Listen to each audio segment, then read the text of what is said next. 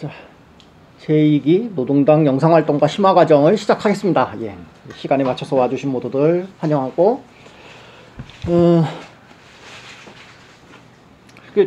요 자료 한번 미리 보셨나요? 총 몇 페이지인가니? 여기 써있구나. 24페이지요.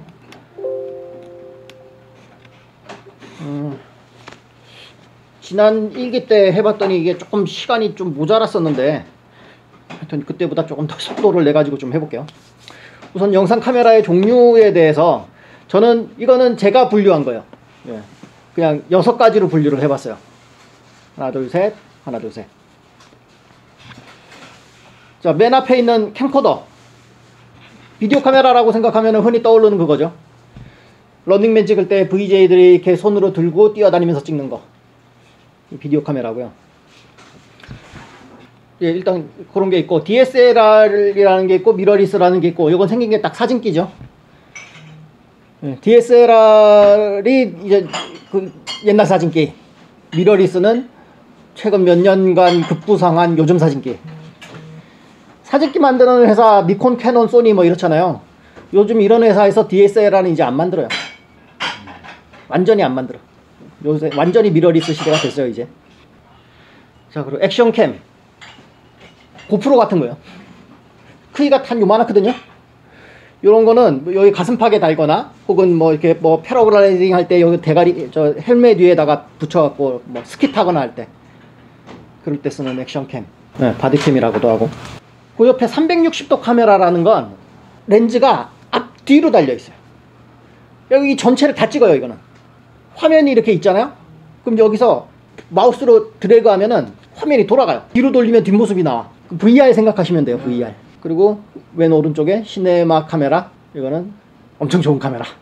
조금 더 세부적으로 설명을 드리면, 캠코더라는 거는 이제 영상 촬영에 최적화되어 있어요. 이제 모든 캠코더건 사진기건 간에 영상도 찍고 사진도 찍고 대부분 다 할 수 있어요. 그런데 캠코더는 비디오에 특화된 거, 사진기는 사진에 특화된 거예요. 그래서 캠코더는 영상에 특화되어 있고, 촬영 시간에 유리하고 오래 찍을 수 있어요. 다시 말해서 DSLR이나 미러리스는 오래 못 찍는다는 얘기예요. 지금 제가 오늘 가져온 카메라 전부 다 DSLR이나 미러리스인데, 이거는 대부분 30분 제한 걸려 있어요. 동영상일 때? 네, 동영상. 메모리 용량이 문제가 아니라, 이거는 어떤 산업계의 규약 같은 거예요. 그래서 캠코더는 그냥 하여튼 주구장창 찍을 수 있고, 이런 사진기로는 보통은 30분 제한이 걸려 있어요. 그리고 파지 자세, 손으로 이렇게 잡잖아요. 카메라 이렇게 잡고 찍는단 말이에요. 이게 저 비디오 찍을 때 편한 자세거든요. 근데 사진기는 어때요? 이렇잖아요. 이렇게 찍죠. 이거는 흔들리기 쉽고 팔 아프고 뭐 그래요. 그래서 비디오 찍으려면 비디오 카메라가 폼은 편해요. 그리고 액세서리들, 여기다 뭐 마이크 달고 뭐 조명 달고 뭐 이것저것 뭐 할 때의 그런 액세서리 편의성이 비디오 카메라가 좋아요. 이미지 센서로 좀 전에 말씀하셨던 CCD라는 게 그건데, 이제 렌즈로 빛이 들어오면은 그거를 요 CCD라는 거에다가 그 상이 맺히잖아요. 그럼 그거를 기록을 한단 말이에요. 그런데 그 CCD 크기가 이 비디오 카메라는 되게 작아요. DSLR이나 미러리스는 그 CCD 크기가 크고. 작고 크면 차이점이 뭐지? 작은 거는 싸요. 그리고 발열이 적어요. 그리고 피사계 심도가 깊어요. 피사계 심도가 깊다는 건 무슨 말이냐면, 초점이 맞는 부분에 앞이나 뒤도 대충 다 맞는다는 얘기예요. 그래서 초점에 그렇게 신경 안 써도 대충 다 맞아요. 비디오 카메라로 찍으면. 언어가 이해가 잘 구분이 안 되는데, 네. 그 앞뒤가 넓다라는 표현은 초점을 맞추는 데서 이 바운더리가 이제 선명하게 보이는 데가 넓다라는 의미인 것 같은데, 자세히 보인다라는 것 같은데, 네. 그걸 넓다라고 안 하고 깊다라고 하길래. 그건 뭐 이런 거죠. 자, 예를 들어 제가 여기서 찍어요. 여기서 찍는데 여기다 맞췄어. 그러면은 대충 맞는 범위가 한 여기서부터 지금 저 안양동 동지 있는 데까지라고 쳐봐요. 깊다 이런 얘기예요. 범위가 깊다. 동영상이니까 그렇게 쓰면. 뭐 사진에서도 마찬가지로 써요. 같이 써요. 심도가 깊다. 필드 오브 뎁스. 뎁스라고 쓰니까 피가 돼요. 반대로 DSLR이나 미러리스 같으면은 피사계 심도가 얕아요. 센서가 크기 때문에. 이 얘기는 조금 이따가 초점 얘기하면서 다시 할게요. 그래서 그런 거 있잖아요. 아웃포커싱. 사람 찍었는데 막 뒷배경은 초점이 다 날아가고 사람만 또렷한 거, 이런 거를 보통 아웃포커싱이라고들 하잖아요. 정확한 용어는 아니지만 그런 거 찍으려면은 DSLR이나 미러리스 같은 걸로 찍어야 돼요. 비디오 카메라로는 그런 거 잘 안 나와요. 심도가 깊어버리니까. 캠코더가 그런 반면에 DSLR이나 미러리스는 그 반대인 거죠. 센서가 커요. 센서가 크면은 사실은 화질이 좋아요. 카메라 값의 반 가까이는 센서 값이거든요. 그래서 센서가 크면은 화질도 좋고 뭐 노이즈도 적고 뭐 여러 가지 좋은데 피사계 심도가 얕다 보니까 초점 맞추기가 어려워요. 요거 찍으려고 그러면 여기다 정확히 맞춰야 된다고요. 대충 하면은 막 나가요, 핀이. 그리고 룩이라고도 얘기하고 뭐 때깔이라고도 얘기해요. 찍었을 때 왠지 그 화면의 느낌 뭐랄까 색감이라던가 뭐 하여튼 뭐가 있어요. 이거는 딱 비디오로 찍은 건가 사진기로 찍은 건가 티가 나는 그 때깔이 있거든요. 그게 좀 달라요. 나중에 이제 찍어보시면 알 거예요. 비디오로 찍으면 이런 감이 나오고 사진기로 찍으면 이런 감이 나온다. 이게 좀 달라요. 자, 그럼 DSLR과 미러리스는 어떻게 다르냐? 일단 DSLR이라는 거는 디지털 SLR이거든요. 뭐 그게 언제 나왔나? 한 30년 전에 나왔죠. SLR에다가 필름 대신에 디지털 센서 박아가지고 그거를 이제 DSLR이라고 나온 게 30년 전. 그런데 한 10년쯤 전부터 미러리스가 나왔어요. 그래서 미러리스가 더 최신 거고, 미러리스 미러가 없단 말이잖아요. 그 구조에 대한 거는 조금 이따가 다시 설명해 드릴게요. 자, 액션캠, 뭐 360도 카메라, 뭐 이거는 대충 그런 거고, 나중에 하여튼 이런 건 특수한 용도에 쓰는 거예요. 뭐 일상적이진 않죠. 시네마 카메라, 이거는 화질에 몰빵한 카메라예요. 화질만 좋지 나머지는 다 후져요. 예를 들면 이건 오토포커스도 안 돼요. 시네마 카메라는 초점 맞춰주는 조수가 옆에 있어야 돼요. 무겁긴 더럽게 무거워요. 혼자 못 찍어요. 이거 못 들고 다녀. 그래서 이걸로 찍으려면 한 4-5명이 팀을 이뤄서 카메라 팀으로 찍는 거죠. 영화 찍을 때. 이거 뭐 한 몇 억씩 하죠, 이런 카메라. 자, 그리고 영상 포맷. 영상 포맷은 두 가지만 일단 알고 가시면 돼요. 해상도, 한마디로 그 화면의 크기. 또 하나는 FPS라는 건데, 프레임 퍼 세컨드. 1초에 몇 방 찍냐, 이런 얘기예요. 자, 해상도라는 건 일단 지금은 이제 4K 시대죠. 여기 보시면은 이제 SD부터 풀 HD, 4K, 8K까지 이렇게 쭉 나오잖아요.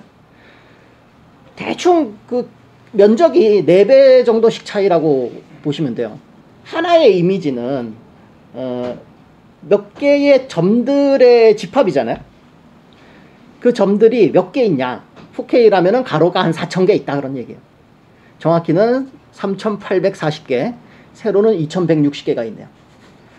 그게 4K고, HD는 그거의 절반인 1920, 1080. 우리가 흔히 디지털 시대 이전에 아날로그 TV 시대의 해상도는 대충 SD하고 비슷해요. 그래서 720, 486 정도의 해상도와 비슷하다, 아날로그는. 그러니까 지금 면적으로 따지면 지금 4K 시대라는 건 아날로그 시대에 비해서 4416, 약 16배의 화질이 좋아진 거예요. 그리고 이제 8K가 되면 그보다 4배가 되니까 16의 4배면 몇 배야? 한 54배쯤 되는 거죠. 아날로그 TV 54대를 합쳐놓은 거에 화질이 8K에서 나온다, 이런 얘기예요. 자, 해상도는 그렇고, FPS. 보통 그 영상이 1초에 몇 방 찍어요? 1초에 몇 장의 이미지로 만들어져요? 24장. 예. 그게 뭐냐면은 과거 헐리우드에서 만든 기준이에요. 1초에 24개의 정지된 이미지를 연속으로 보여주면서 그것을 마치 움직이는 것처럼 착각하게 만드는 것, 그게 이제 동영상의 원리죠. 그래서 일반적으로 1초에 24프레임이 영화의 기준이고, TV는 달라요. 우리가 흔히 보는 TV는 1초에 30프레임. 좀 더 정확히 말하면 29.97프레임이에요. 그리고 아톰 만화.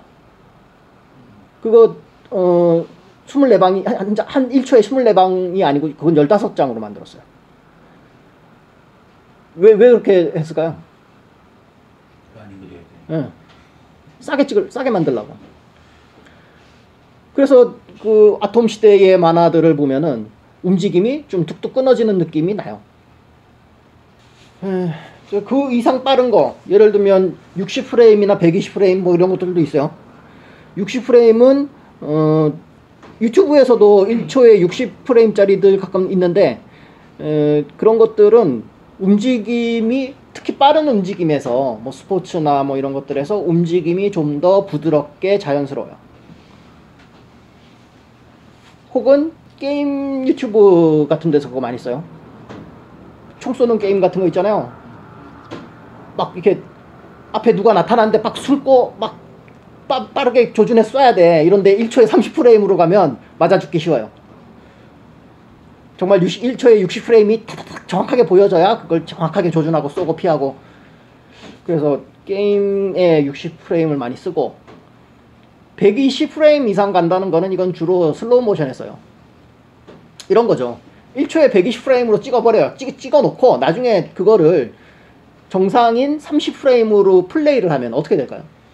천천히 움직여. 1초에 120프레임으로 찍어놓고 120장이 있어요. 1초에. 근데 그거를 정상적으로 1초에 30개씩만 하면 이게 1초짜리가 4초가 되잖아요. 이런 식으로 슬로우 비디오를 만들 때 이런 고속 프레임은 주로 써요. 1초에 수천 장 찍을 수도 있어요. 초고속 카메라, 풍선에 총알이 뚫고 지나가는 장면을 슬로우로 찍는 그런 카메라 있죠. 그런 특수 용도의 것들. 그래서 지금 영상의 해상도는 보통 4K, 가로가 4000 정도 되는 4K의 해상도고 프레임은 대충 30 정도. 그게 요새에 주로 쓰는 영상 포맷이고, 그리고 여전히 HD도 많이 써요. 사실은 HD도 더 많이 쓸걸요? FHD. 네, 뭐 스마트폰만 해도 4K 찍잖아요 요새. 그런데 이거에 찍을 때는 그렇게 찍지만 배포 어떻게 해요 우리? 이거 SNS에 올리거나 유튜브에 올리죠. 그런데 거기에 올릴 때 HD로 올리지 뭐 4K 이렇게 고화질로 안 올리잖아요. 그래서 아직은 그런 배급에서는 그냥 HD인 것 같아요. 아직은. 자, 그럼 이제부터 실제로 찍는 단계인데, 촬영을 할 때는 몇 가지 적어도 이 정도는 맞춰야 된다고 생각하는 게 저는 3가지가 있는데, 하나가 노출, 밝기예요. 화면이 어두우면 안 되고 밝으면 안 된다고요. 적당한 밝기. 또 하나는 색깔이 제 색깔이 나와야지 너무 퍼렇게 나오거나 누렇게 나오면 안 되겠죠. 또 하나는 초점 맞춰야죠. 예, 사람 찍는데 뭐 사람의 초점 나가고 벽에 초점 맞으면 안 될 거 아니에요. 그래서 요 3가지는 적어도 맞춰야 제대로 된 촬영이다라고 할 수 있고, 그래서 그 중에서 밝기부터 우선 볼게요.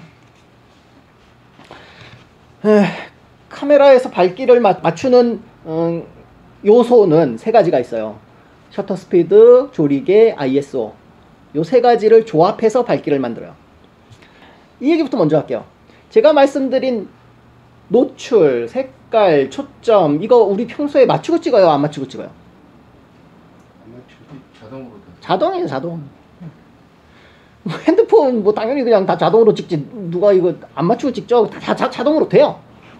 되는데 우리는 지금 그 좀 더 깊이 배우려는 거잖아요. 원리도 알고, 또 어떤 상황에서는 자동을 못 쓸 경우들이 있어요. 그래서 그럴 경우에 좀 더 전문적인로 찍을 수 있기 위해서 우리는 수동으로 하는 방법들을 지금 배우려는 거예요. 자, 그래서 노출, 밝기를 맞추는 거는 3가지 요소가 있는데, 셔터 스피드, 조리개, ISO. 밝기를 만드는 방법은 100년 전에 카메라를 처음 만들었을 때와 지금이 완전히 똑같아요. 다를 수가 없어요, 그거는.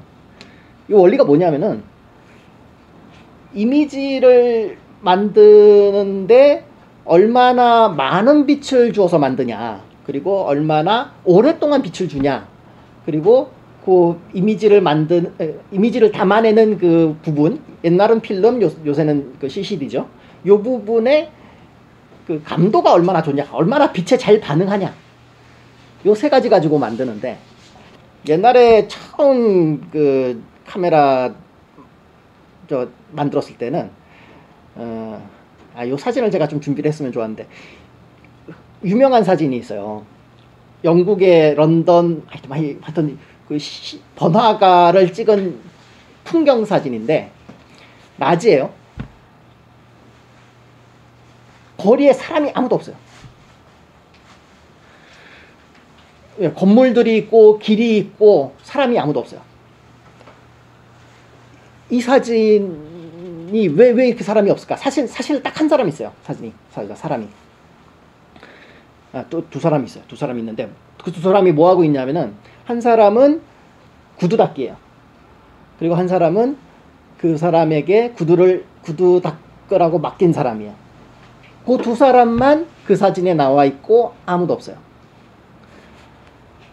자, 이 사진은 어떻게 찍었냐면은, 옛날 카메라는 그 필름에 해당하는 부분이 감도가 되게 낮아요. 이게 무슨 얘기냐면, 빛을 오랫동안 많이 줘야 이 필름이 반응을 한다고요. 그래서 이 한 장을 찍기 위해서 아마도 뭐 한 몇십 분 동안 계속 노출을 줬을 거예요. 자, 우리 촬영할 때 찰칵 이거죠. 찰칵이 뭐냐면은, 찰에서 셔터가 열리고 칵에서 셔터가 닫히는 거예요. 그래서 순식간에 열렸다 닫히죠. 찰칵하면은 끝나요. 촬영이 끝나요. 그게 요새 카메라죠. 그런데 애초에 카메라는 그렇지 않고 찰 한 다음에 수분 내지는 수십 분이 지나야 칵이 됐다고요. 그래서 이 수분 내지 수십 분 동안 이 슈샤인 보이와 구두를 맡긴 신사는 그 자리에 그대로 가만히 있었던 거예요. 멈춘 자세로. 그러니까 그 사람들은 그 사진에 나왔죠. 그런데 다른 사람들은 막 지나다니잖아요. 그 사람들은 흘러가 버렸으니까 사진에 찍히지가 않은 거예요. 정지된 것만 찍었다. 그렇죠. 정지된 것만 필름에 남을 수 있었다. 그래서 옛날 초상 사진들 보면, 이 사진의 발달은 처음에 초상이에요. 초상. 원래 초상은 화가가 그리는 거잖아요. 그래서 아무나 초상 못 남기죠.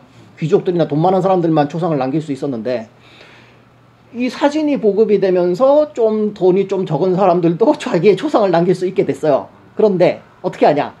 그 사진관에 가가지고 찰칵 하는데, 그 찰칵 한 다음에 이제 수분 내지는 수십 분 동안은 정자세로 가만히 있어야 돼. 그 사진 한 장 건지기 위해서. 지금 여기에서 두 가지는 얘기가 다 됐어요, 사실은. 셔터 스피드와 감도, 이 두 얘기는 여기서 다 나왔어요. 그래서 셔터 스피드라는 건 한 장을 찍기 위해서 빛을 얼마의 시간 동안 주느냐라는 거예요. 그래서 요새는 찰칵이라는 거는 그냥 수십 분의 1초 내지는 수백 혹은 수천 분의 1초 동안 찰칵하는 거예요. 그리고 그래서 그 시간을 오래 주면, 요새 카메라도 뭐 경우에 따라서 이렇게 할 수 있어요. 찰 한 다음에 한 몇 초, 10초 지나서 칵 하도록 설정할 수 있어요. 어쨌든 이것이 그 빛을 주는 시간이죠. 자, 그것이 셔터 스피드고, 감도라는 건 이 필름, 요새 걸로 치면은 이미지 센서 CCD, 그것이 빛에 얼마나 민감하게 반응하느냐, 이게 감도예요. 그래서 감도가 높다라는 얘기는 빛에 잘 반응한다는 거죠. 그래서 좀 빛을 적게 받아도 화면이 잘 나오는 게 감도가 높은 거예요. 반대로 감도가 낮다라는 건 빛의 반응을 잘 안 하기 때문에 오랫동안 많은 빛을 줘야 된다는 거예요. 자, 그런데 그러면 그냥 감도가 높으면 좋은 거 아닌가, 이렇게 생각할 수 있죠. 감도가 높으면은 빛이 좀 적어도 적당한 밝기의 사진을 얻을 수 있잖아요. 근데 높으면 안 좋은 게 있어요. 뭐냐면 화질이 나빠져요. 같은 밝기의 이미지라고 하더라도 거기에서 노이즈나 뭐 여러 가지 이상한 색깔들이 막 올라오는 그런 것들이 높을 수도 있고 적을 수도 있어요. 그래서 화질이 얼마나 깨끗한가? 뭐 이런 거죠. 그래서 여기에 나와 있는 두 소녀의 사진을 보면은 왼쪽은 ISO 100짜리고 오른쪽은 ISO 6400짜리. 두 개의 차이가 보이시나요? 네. 밝기는 일단 비슷하잖아요. 두 개 다. 전체적인 밝기는 비슷한데 왼쪽 거는 깨끗하고 오른쪽은 뭐 이렇게 좀 어두운 아수라가 됐죠. 응. 반쪽이 날라갔다 얼굴. 아 그거는 이제 좀 컨트라스트하고 관계 있는 문제인데 그거 말고 하늘 좀 자세히 보세요. 하늘 좀 자세히 자글자글하게 나요. 응, 자글자글한 거. 이마도 그렇고. 전체적으로 약간 매끄럽지 않은 응. 감도를 높이면 촬영하기가 편하긴 한데 화질이 노이즈가 많아져요. 대신에 바람개비가 선명하게 보이는 거는 자, 그 차이는 왜 그러냐? 셔터 스피드. 탔어요? 지금 거기에 그 세 가지 값이 다 나와 있는데 왼쪽 걸 보면은 ISO는 낮은 대신에 셔터 스피드가 40분의 1초로 느리고 오른쪽은 320초로 빠르죠. 320분의 1초로. 그래서 빨리 찰칵하고 열었다 닫았기 때문에 돌아가는 바람개비를 멈출 수 있었던 거예요. 반면에 왼쪽에는 40분의 1초로 바람개비가 돌아가는 잔상이 남은 거죠. 자, ISO의 숫자는 대충 이런 식으로 변해요. 100, 200, 400, 800, 1600, 3200, 6400, 12800 두 배씩. 이거는 이따가 셔터 스피드나 조리개에서도 마찬가지인데 각각의 그 단계가 두 배씩 가요. 물론 ISO 100짜리보다 200짜리가 감도가 2배 높은 거예요. 다시 말해서 구별이 가능한가요? 이것처럼 6400, 100 정도는 네. 저희 같은 사람은 참참 쳐다보아서 이제 화면이 지글지글한 거 보고 아 저게 노이즈가 있어서 안 좋구나 판단하는데 100하고 뭐 아까 말씀하신 그 정도의 차이를 구분할 수 있나요? 못해요. 100하고 200은 거의 구별 못할 텐데 이런 건 있어요. 요거는 지금 화면 조그맣잖아요. 사진으로 찍는다면 사진은 한 장의 크기가 되게 크죠. 그래서 그거를 100%로 확대해 가지고 봤을 때는 차이를 느낄 수도 있고 또 비디오도 이제 8K가 된다면 8K짜리 비디오는 사진 한 장보다 오히려 해상도가 더 크기도 해요. 그래서 화질이 해상도가 높아질수록 이 노이즈에 대해서는 더 민감할 수밖에 없어요. 그래서 그러면 어느 정도의 ISO까지 허용할 수 있냐? 뭐 ISO 100으로 찍으면 다 되죠. 깨끗하니까. 근데 지금 이 상황만 하더라도 이 정도 밝기만 하더라도 100으로 찍기 어려워요.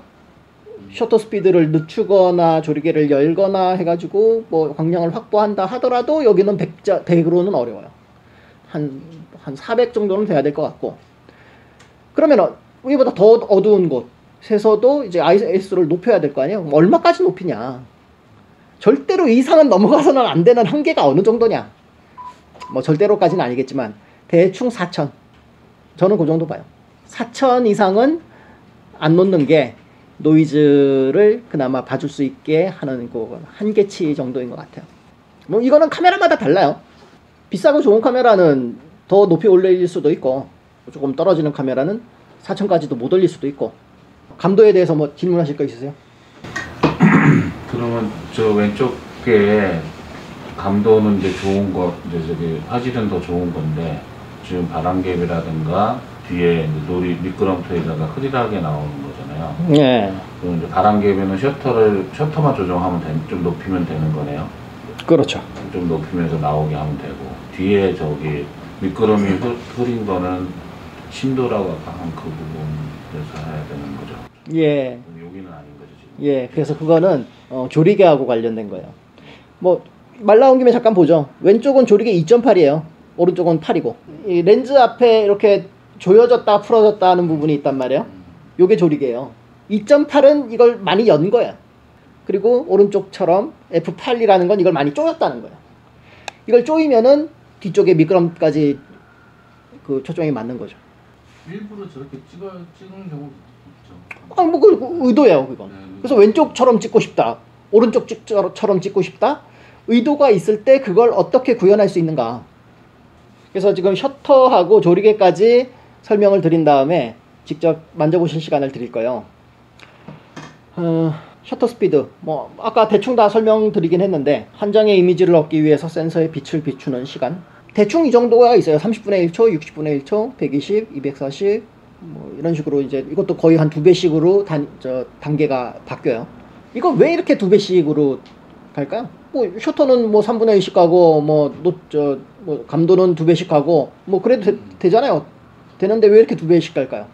실제로 그 카메라 이따가 돌려보시면 아시겠지만 이렇게 딱 2배씩 딱딱 가진 않아요. 사실은 30분의 1초하고 60분의 1초 사이에 3단계 더 이렇게 세부적으로 조절을 할 수는 있어요. 그런데 그냥 일단 대표적으로 생각할 수 있는 그런 숫자의 그 단계들이 이렇게 2배씩인 거는 이유가 있는데 왜 그러냐면 설명드리고 있는 게 노출이잖아요. 밝기를 맞추는 거는 3가지 요소라고 말씀드렸는데 셔터 스피드, 조리개, 감도 이 3가지를 조합해 가지고 밝기를 만들어요. 그러면은 자, 한 번은 서로 30에 낫게 했는데 이거랑 좀 다른 세팅을 하되 밝기는 똑같이 가고 싶다. 그럼 어떻게 하겠어요? 여기서 2배 줄였다면 여기서 2배 높여줘야죠. 이 단위가 서로 막 여기는 3분의 1씩 가고 여기는 2배씩 가고 여기는 3배씩 간다. 이러면 이거 어떻게 조합을 해요? 못하잖아요. 조합을 못하잖아요. 그래서 조합을 할 수 있도록 하기 위해서 각 이 3가지 요소가 2배씩 차이가 나도록 만든 거예요. 그래서 우리는 이거를 배운 다음에는 정말로 이 3가지를 다 조합할 수 있도록 연습할 거예요. 이걸 해야 수동으로 밝기를 맞출 수 있어요. 너무 어렵게 생각하지 마세요. 필름 시대랑 다르게 디지털 카메라 시대에는 화면에 그대로 보이잖아요. 좀 돌려보고 어둡네? 그럼 밝게 하면 되고, 예. 화면에 보이니까 너무 걱정하실 필요 없이 그냥 보이는 거 믿으셔도 되고, 그래프도 나와요. 이 화면에 히스토그램이라는 그래프도 나오거든요. 그래서 그거 보면 거의 정확하게 맞출 수 있어요. 자, 그럼 셔터 스피드는 빠르면은 빛이 적게 들어오죠. 그리고 셔터 스피드가 느리면 빛이 많이 들어와요. 그걸로 해서 밝기를 조절할 수 있는데 부수적인 효과로 또 이런 게 있죠. 아까 얘기 나온 거 바람개비 잔상처럼 셔터 스피드가 빠르면 빨리 움직이는 피사체를 멈출 수 있고 반대로 셔터 스피드가 느리면 잔상을 남겨요. 왕가희 영화 생각해 볼게요. 중경상님이나 그 뭐 금성무가 이제 카페 같은 데서 술집인가? 거기서 가만히 지 혼자 고독을 씻고 있고 주변의 사람들은 막 잔상을 남기면서 돌아다니죠. 그래서 혼자 고독을 그런 표현한 그런 장면인 것 같은데 이게 어떻게 찍은 걸까요? 뭐 실제로 금성무는 뭐 가만히 있었을 거예요. 근데 셔터 스피드를 천천히 한 거죠. 그래서 아마 이거는 뭐 한 10분의 1, 15분의 1 그 정도의 셔터를 잡았을 것 같고, 그리고 이거는 아마 영화가 1초에 24프레임으로 이루어지지만 이거는 그 중에 몇 개를 드러냈을 거야. 아마 12프레임 정도를 만들었거나 해가지고 잔상을 남긴 거죠. 일부러. 네, 그 프레임을 덜어내는 건 편집에서 가능하지만 잔상을 남기는 건 편집에서 불가능해요. 자, 제가 이렇게 움직였단 말이에요. 그래서 움직이는 거를 잔상을 남겼어요. 이렇게 잔상이 여기에 있어요. 이걸 찍을 때 해야지. 이걸 찍을 때는 그냥 잔상이 안 남도록 또렷하게 찍어놓고 이걸 나중에 편집해서 잔상을 만들어내는 거는 거의 불가능. 이건 CG예요, CG. 그래서 잔상을 남기려면 무조건 촬영 단계에서 해야 돼요. 조금 있다가 그 카메라하고 렌즈를 제가 분리시켜서 안쪽에 있는 셔터를 보여드릴 거예요. 그래서 찰칵할 때 셔터가 움직이는 걸 제가 보여드릴 텐데 그건 조금 이따가 할게요. 실습할 때. 자, 셔터 스피드에 대해서 질문하실 분. 요 얘기 안 했네요. 보통 FPS의 2배 이상으로 설정한다고 써있죠. 이게 무슨 말일까요? 자, 우리가 영상을 찍는데 그러면 셔터 스피드를 몇으로 놓는 게 적당할까? 대충 기준이 있어요. 자, 우리가 프레임 퍼 세컨드를 30으로 설정하고 찍는다고 쳐봐요. 그게 가장 흔한 TV의 포맷이거든요. 30. 네, 1초에 30장의 이미지를 넣는 걸로 촬영하고 있어요. 그렇다면 셔터 스피드는 60분의 1로 넣어야 돼요. 60장이 나와줘요. 꼭 그런 건 아닌데 그렇게 했을 때 가장 자연스럽게 보인다는 거예요. 그런데 우리가 바깥에 해가 쨍쨍한 날에 바깥에 나가가지고 찍을 때는 셔터 60분의 1로 놓기 힘들어요. 너무 많이 가서. 그래서 어떻게 되냐면 더 빠르게 뭐 몇백분의 1, 몇천분의 1로 놓기도 해요. 그러면은 어떻게 되냐면 라이언 일병 구하기의 노르망디 상륙작전 장면이 나와요. 그 영화 기억나세요? 오프닝 씬이죠. 뭔가 움직임이 특이하잖아요. 총탄이 빗발치고 사람들의 팔이 잘려나가고 하는 그 장면들이 되게 거칠게 표현이 돼 있고 움직임들이 뭔가 탁탁탁탁 끊어지는 느낌을 좀 받을 거예요. 그게 셔터 스피드 몇천분의 1로 놓고 찍은 거예요. 다시 말해서 그렇게 찍으면은 좀 이렇게 좀 자연스럽지 않은 화면이 나온다는 거예요. 물론 라이언 일병 구하기는 일부러 그렇게 찍었겠지만 자연스럽지 않다. 그러면 자연스럽게 바깥에서도 자연스러운 60분의 1초를 얻기 위해서는 어떻게 할까? 렌즈 앞에다가 검은 막을 씌워요. 완전히 검은진 않고 빛을 줄여 선글라스 끼운다고 생각하면 돼요. 그런 걸 ND 필터라는 거예요. ND 뉴트럴 덴시티예요. 색깔은 전혀 지장을 주지 않고 오로지 농도 덴시티만 바꿔주는 ND 필터, 검은 선글라스 같은 거예요. 그걸 렌즈 앞에 끼워줘요. 그래서 일부러 빛을 줄여주는 거죠. 그렇게 해서 60분의 1을 확보하고 찍기도 해요. 그런데 저도 돈 받고 찍는 상업 촬영에서도 저 그거 별로 잘 안 해요. 뭐 그거는 좀 개인 취향인 것 같아요. 셔터 스피드는 이 정도로 넘어가고요. 조리개. 자, 오른쪽 하단에 보시면은 보이는 요게 조리개인데 007 영화 오프닝 시퀀스가 조리개 모양이죠.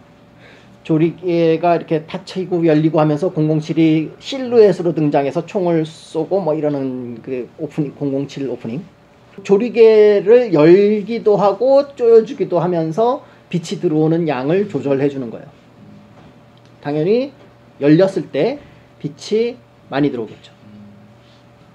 그런데 이제 그 조이고 열고 하는 걸로 빛을 조절하면서 또 하나 부수적인 효과가 뭐가 있냐면 피사계 심도를 조절하는 거예요.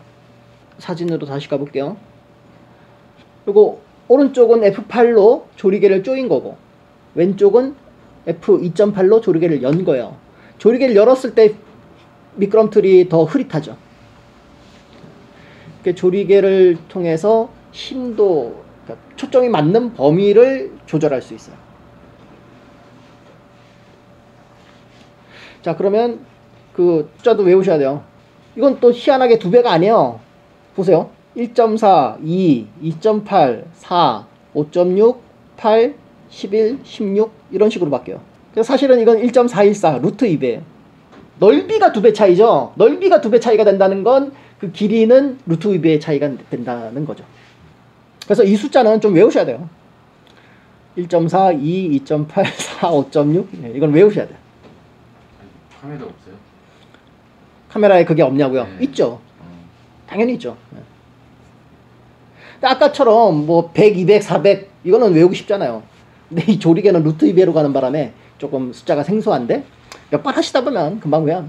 그래서 요 세 가지로 빛의 밝기를 조절을 하는데 그 밝기를 조절하면서 부수적으로 감도에서는 노이즈의 양을 조절하고 셔터 스피드에서는 잔상을 조절하고 조리개에서는 피사계 심도, 초점이 맞는 범위를 조절한다.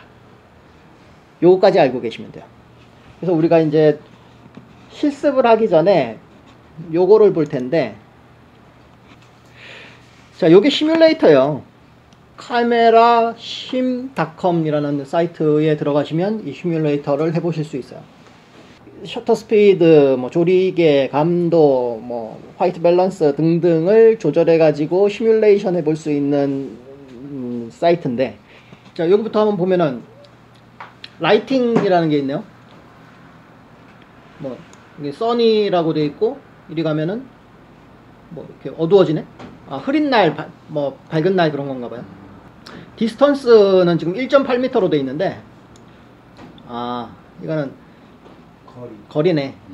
카메라와 이 사람 간의 거리인 것 같아요. 피사체.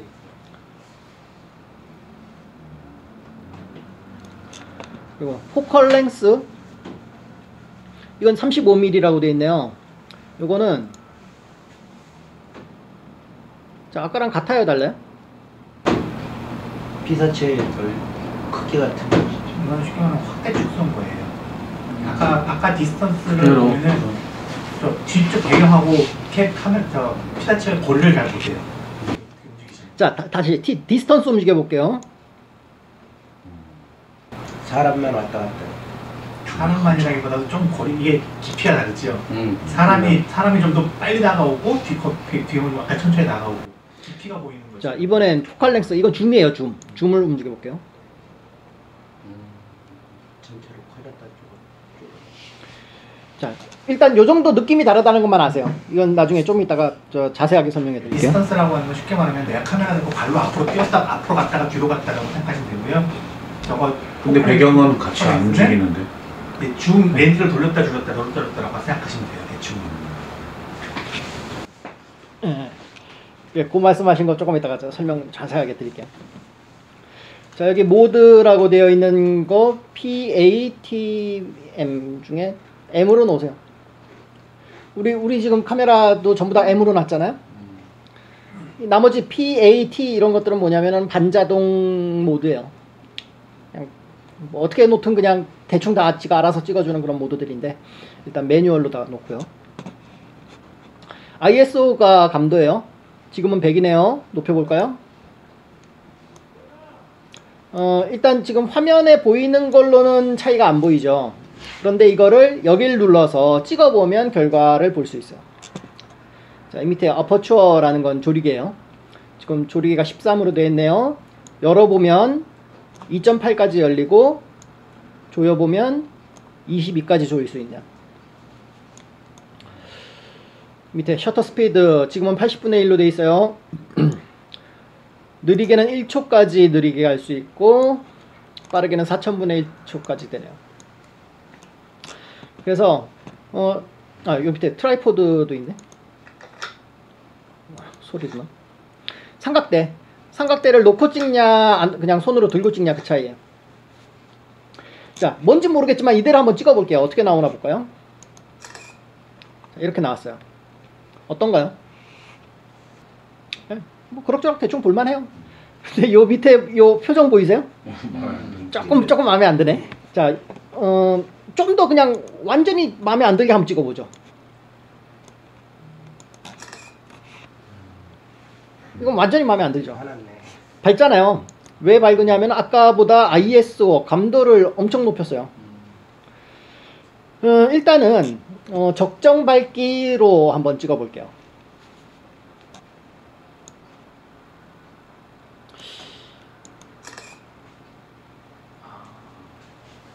오버 익스포즈드, 슬라이틀리 오버 익스포즈. 약간 밝다고. 그럼 조금 어둡게 해요.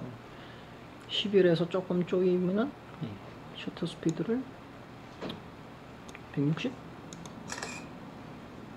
아직도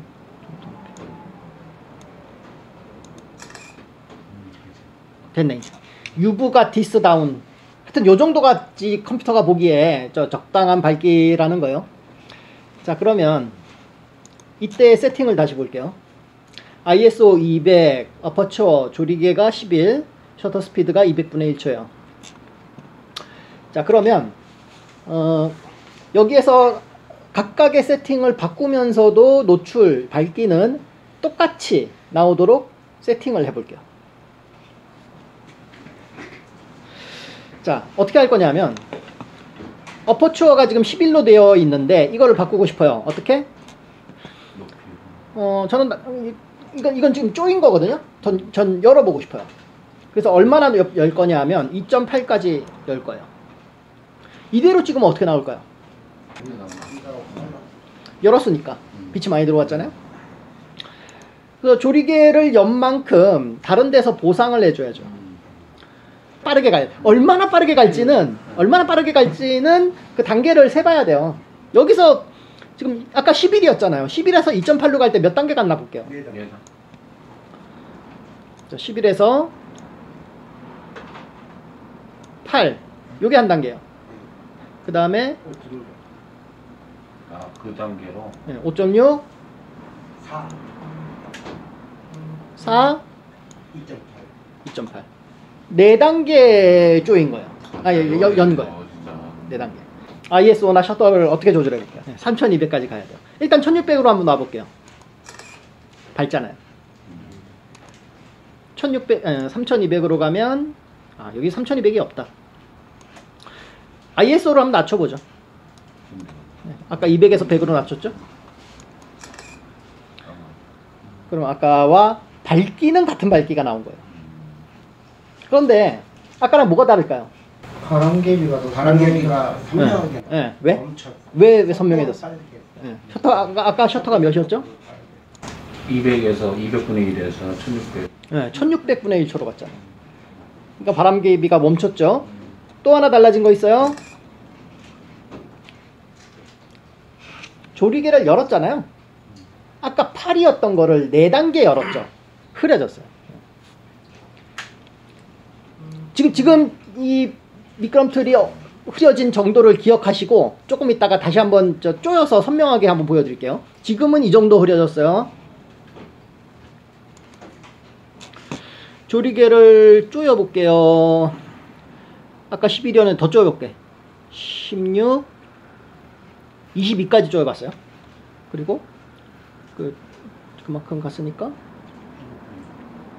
하나, 둘, 셋, 넷, 2.8에서 4, 5.6, 8, 11, 16, 22 6단계 갔단 말이에요. 셔터를 하나, 둘, 셋, 넷 가고 ISO를 높여볼게요. 5, 6. 자, 이렇게 갔어요. 그리고 찍어보면 밝기는 아까랑 비슷해요. 그런데 어때요? 배경이 선명하게 나와. 네. 미끄럼틀이 아까보다 선명해졌죠. 감동이 안 하더라고요. 네, 감도, 아까 100에서 400으로 갔으니까 노이즈가 살짝 올라갔을 텐데 사실 그렇게 티가 안 나요. 잘 모르고 바람개비만. 바람개비가 좀. 네, 바람개비는 지금 100분의 1초였나? 하여튼 잔상이 생겼죠. 이런 식으로 이 세 가지를 조합해서 밝기를 조절하면서 뭐 잔상, 심도, 노이즈 등등을 시뮬레이션 해볼 수 있는 사이트예요. 해보시면서 감을 익히세요. 자, 이제 세 가지 카메라에서 최소한 맞춰야 되는 세 가지 밝기, 색깔, 초점 이 세 가지 중에 밝기를 끝냈고 이제 색깔을 맞출 거예요. 자, 색깔은 그냥 두 가지라고 생각하세요. 붉거나 푸르거나. 뭐 그 외의 것들도 있잖아요. 뭐 노란 것도 있고 뭐 분홍색도 있고 뭐 초록색도 있고 뭐 그런데 그거 일단 다 제끼시고 붉거나 푸르거나 두 가지라고만 일단 생각하세요. 뭐냐면 체라고 하는 물리학의 가상 개념, 가상 물질이라는 거를 설정을 한 건데 이게 뭐냐면은 이 물질을 가열을 했을 때 어떤 온도가 되면 여기서 어떤 색깔의 빛이 난다를 이렇게 설정한 거예요. 실제로 뭐 촛불 같으면은 좀 누런 붉은 빛이잖아요. 근데 가스레인지 불은 퍼렇죠. 실제로 온도가 높으면은 푸른 빛이 나오고 온도가 좀 낮으면은 붉은 빛이 나요. 그거를 가장 이상적으로 구현한 그 가상적인 개념인 것 같아요. 흑체라는 게. 그래서 여기서 온도는 켈빈 섭씨 말고 켈빈 온도로 표현하는데 켈빈 온도 그래서 이 그래프에서 보시면 왼쪽이 온도가 낮은 거, 오른쪽이 온도가 높은 거예요. 맨 왼쪽에 붉은 쪽은 아마 2000도, 2600도 정도일 테고 맨 오른쪽은 10,000도 정도네요. 그래서 색깔을 이렇게 붉은 곳에서 점점점 푸르러지는 걸로 개념을 잡는데 왜 그러냐면은 사실 빛이라는 거, 자연광이라는 거, 자연광은 햇빛이잖아요. 햇빛이 실제로 이런 스펙트럼으로 변한단 말이에요. 인공광, 예를 들면은 형광등 혹은 네온사인 혹은 LED로 만들어내는 여러 가지 광원들 이런 여러 가지 색깔을 내죠. 그러나 그런 인공광이 아니라 자연광을 생각하면은 이런 스펙트럼을 보이고, 그러면은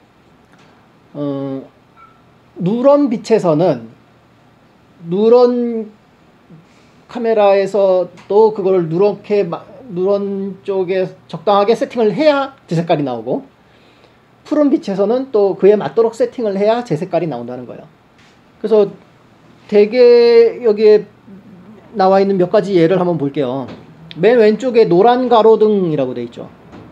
이게 한 2000 몇백 도 정도 되는 거고, 그 바로 옆에 백열전구, 할로겐 램프 뭐 이런 거 있죠.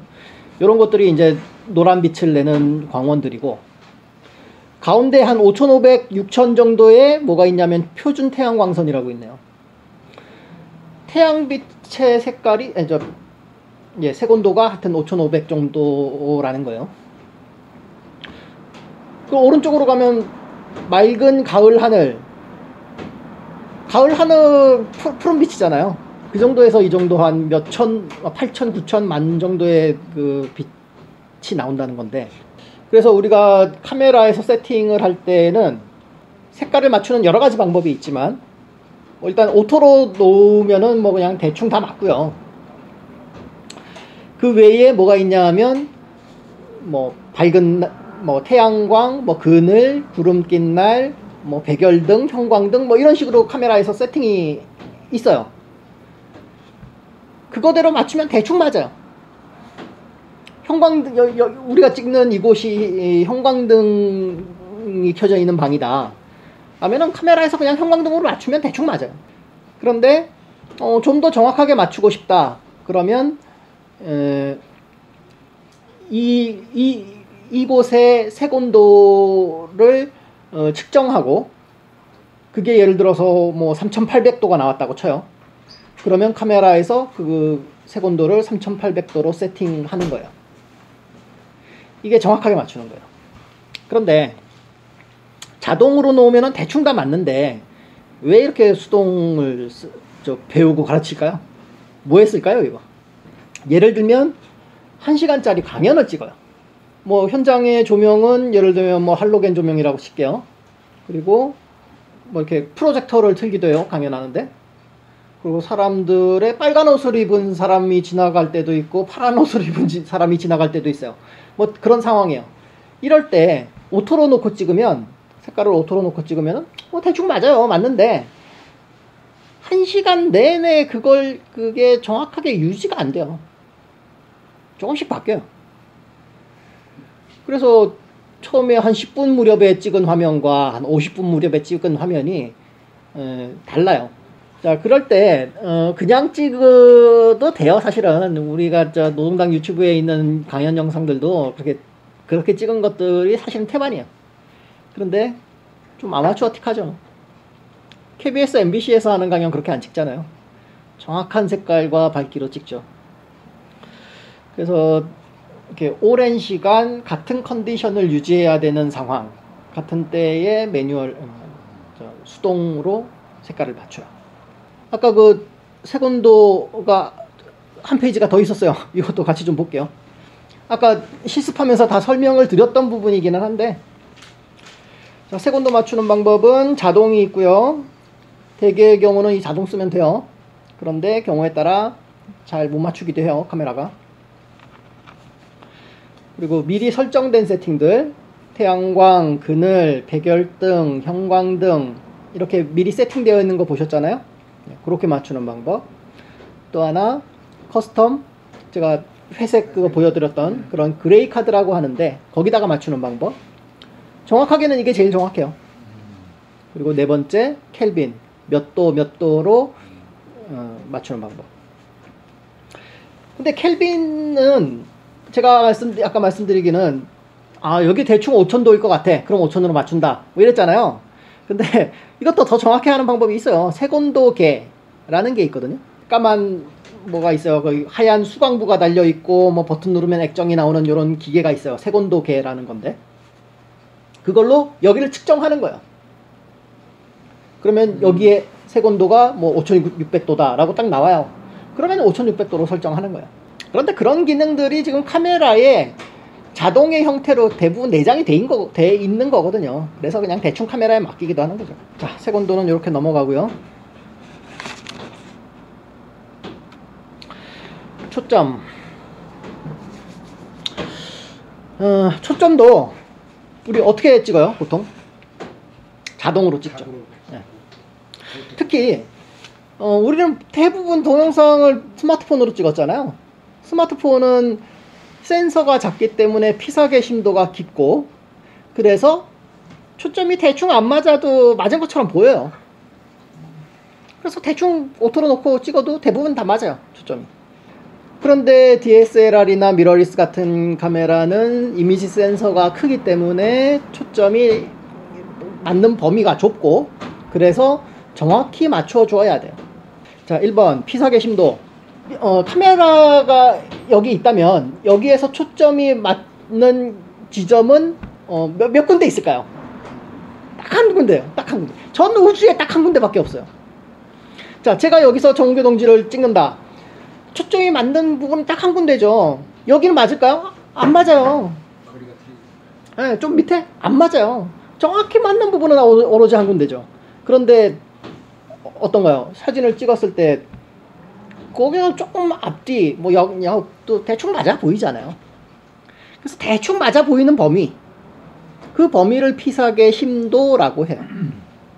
이 심도가 어떤 경우에는 깊어지고 어떤 경우에 얕아지나, 그걸 몇 가지 볼게요. 이미지 센서가 클수록, 조리개를 열수록, 화각이 망원일수록 피사계 심도가 얕다. 심도를 조절하시려면 요 세 가지는 외우고 계셔야 돼요.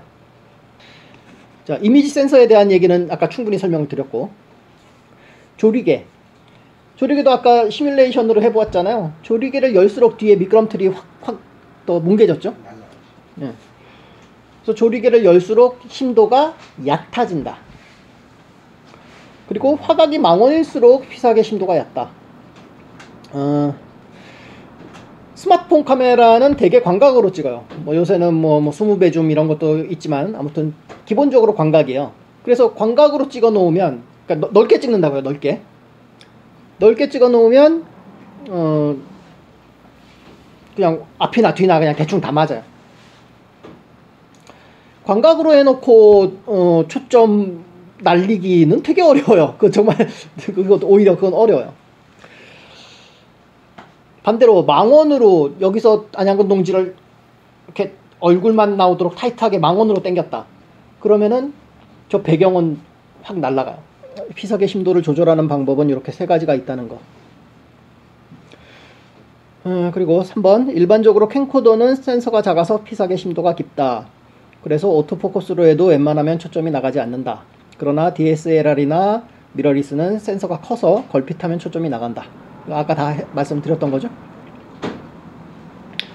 자, 4번, 최신 카메라는 얼굴 인식 기능이 좋아서 오토포커스도 쓸만하다.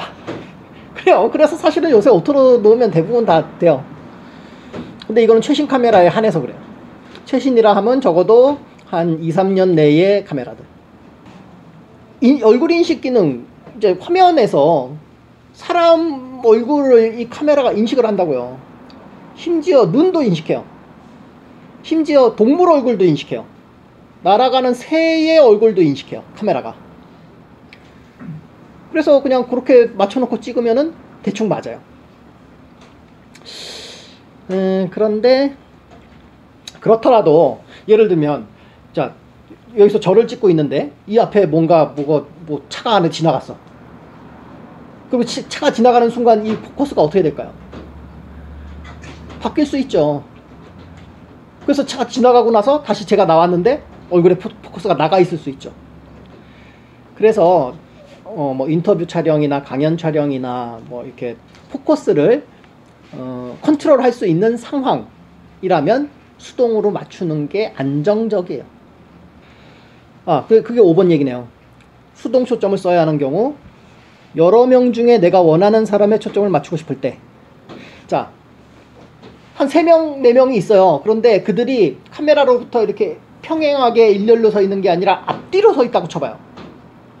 카메라로부터 어떤 사람은 가깝고 어떤 사람은 멀어요. 그런데 이걸 그냥 자동으로 찍어. 그럼 어떻게 돼요? 다 나올 수도 있지만 어디만 맞고 어디 나갈 수도 있죠.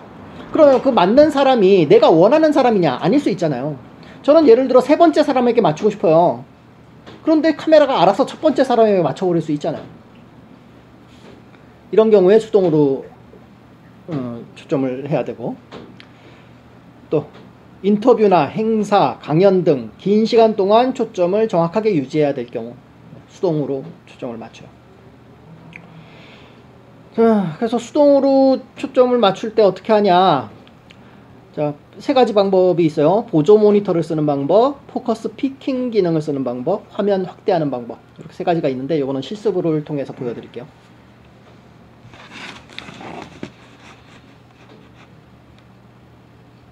그 실습은 좀 이따 하고 이것도 먼저 볼게요. 3분의 1 거리 법칙이라는 게 있는데 뭐냐면, 자, 지금 5명이 카메라로부터 쭉 이렇게 늘어서 있죠. 이 5명 중에서 카메라로부터 정확하게 초점이 맞춰 있는 사람은 세 번째 사람 1명이에요. 그런데 그보다 약간 앞에 있는 사람 대충 초점 맞아요. 그보다 약간 뒤에 있는 사람도 대충 초점 맞아요. 그래서 그 범위를 피사계 심도라고 규정을 했고, 그걸 벗어나는 맨 앞에 사람과 맨 뒤에 사람은 초점이 안 맞는 거죠. 그랬을 때 이 피사계 심도의 이 범위 안에서 이 정확하게 초점이 맞아 있는 부분은 3분의 1 지점이라는 거예요. 앞쪽으로 1, 뒤쪽으로 2예요. 이걸 왜 알고 있어야 되냐면 단체 사진 촬영할 때 이게 필요해요. 예를 들면 4줄로 섰단 말이에요. 여러 명이 서 있는데 4줄로 섰어요. 뭐 일단 조리개를 많이 조여야겠죠. 앞사람이나 뒷사람이나 다 초점이 맞을 수 있도록 조였는데 이게 얼마나 조여서 얼마나 맞을지 잘 모르겠어. 하여튼 최대한 조여요. 조일 수 있을 만큼 조여요, 조리개를. 그리고 정확한 초점은 어디다 맞추냐. 1, 2, 3, 4열 중에 몇 번째 열에? 2열에 맞추는 거예요. 그래야 가장 확률을, 초점이 맞겠다 하는 확률을 높일 수 있죠. 그럼 5줄을 섰다면 2열과 3열 사이 어딘가? 그쯤이죠. 그거 잘 모르고 맨 앞 사람한테 초점을 맞추면, 자, 초점 얘기는 요 정도 하고, 렌즈에서 표준 렌즈를 기준으로 그거보다 넓게 보이면은 광각 렌즈, 그거보다 망원으로 당겨서 보이면 망원 렌즈예요. 그럼 기준이 50mm라는 건데, 지금 여러분 앞에 있는 카메라들이 대개 50mm 구간을 포함해요. 지금 이현호 동지 거는 70-200이기 때문에 50mm가 없는데 다른 것들은 대개 50mm 구간이 있어요. 거기다 놓고 한번 봤을 때 어떠냐 하면, 사람 눈으로 보는 거랑 50mm로 놨을 때에 보이는 이미지가 느낌이 비슷해요. 사람 눈으로 보는 거랑 비슷하단 말이에요. 그게 표준이에요. 좀 더 정확하게 말하면 그 LCD로 보는 거 말고 뷰파인더로 눈에 대고 봤을 때, 그냥 맨눈으로 봤을 때의 그 사이즈와 그 뷰파인더로 50mm로 놨을 때 봤을 때 그 사이즈가 비슷해요. 그게 표준이에요.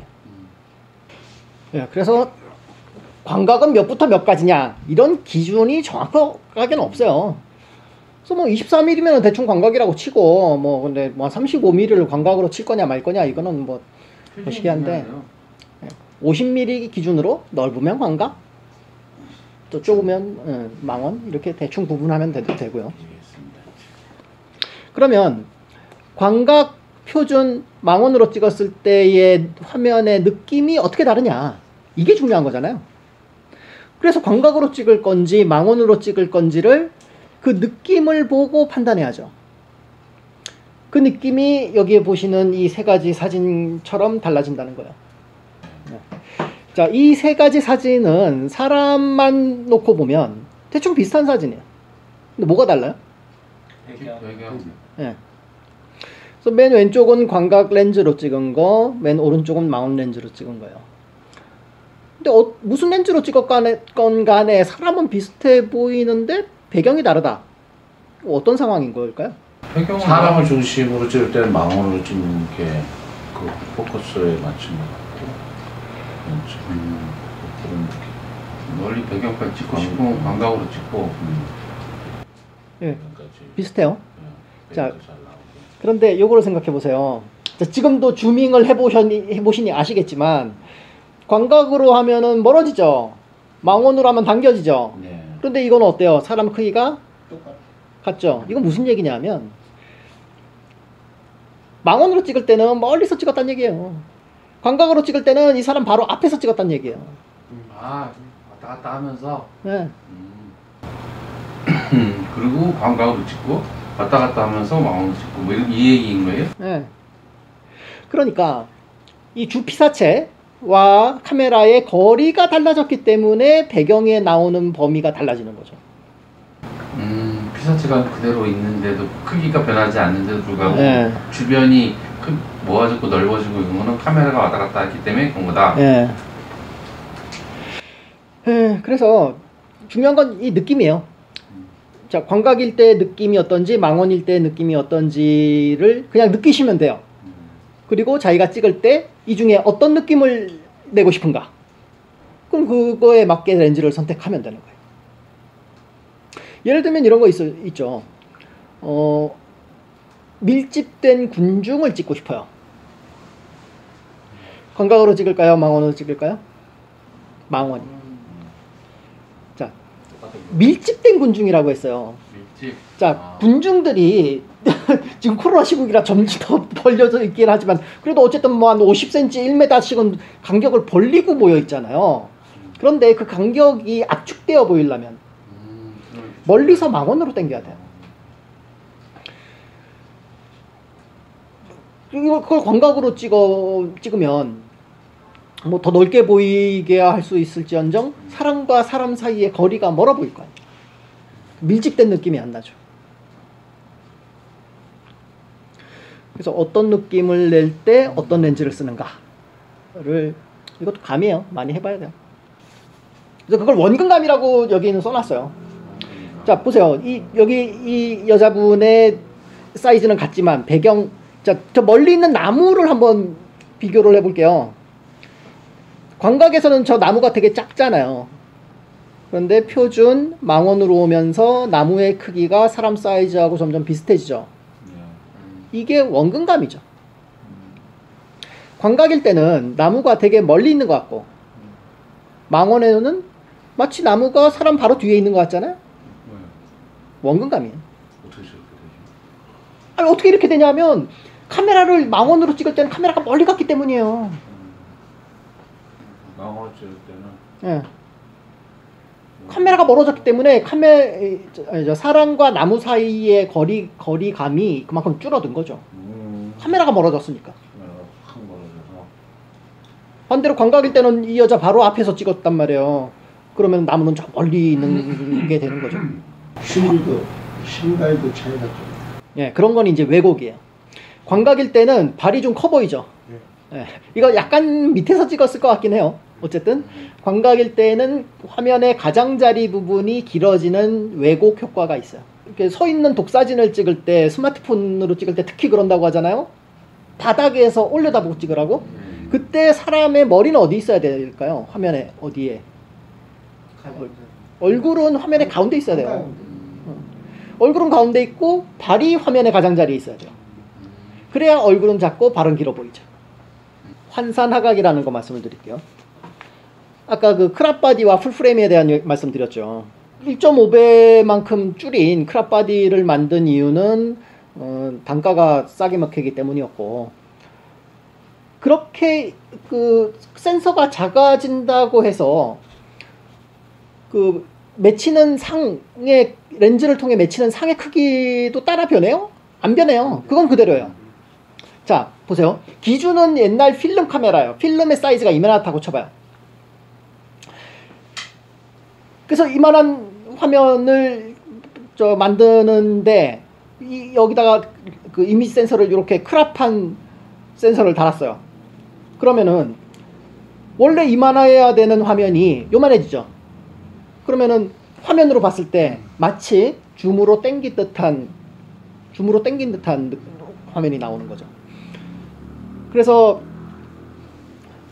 여기 지금 렌즈들에 쓰여 있는 화각은 예를 들면 50mm 이거는 필름 카메라 기준이기 때문에 그 50mm 렌즈를 풀프레임 바디에 달았을 때는 그냥 50mm 느낌이 나지만 그거를 크롭 바디에 달면은 그거에 1.5를 곱해서 약 75mm, 80mm의 느낌이 나요.